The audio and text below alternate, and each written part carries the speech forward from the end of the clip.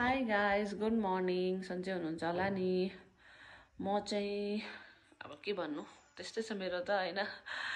So quick update guys, last few डेजदेखि I am experiencing false लिभर होइन। अनि फल्स लिभर चाहिँ मतलब यस्तो डरलाग्दो दुख्दो रहेछ नि, अब के भन्नु अब म त केही भन्नै सक्दिनँ होइन।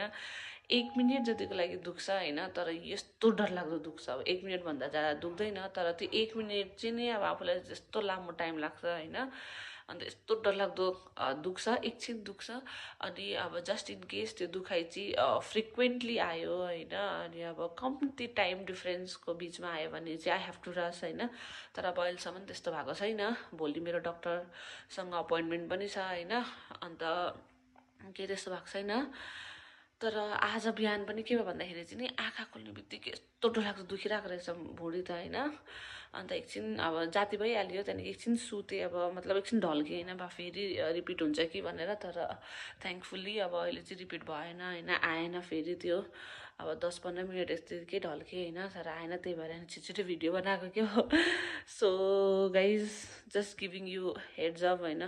Journey to motherhood is not easy. Like जस्तो सोचेको हुन्छ, अरूको देखेर उयो गरेको हुन्छ नि, it's not gonna be easy.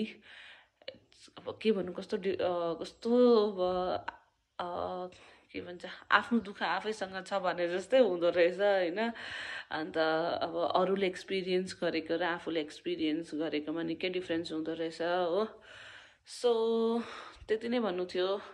I hope you guys are doing well and have a good day. Bye by.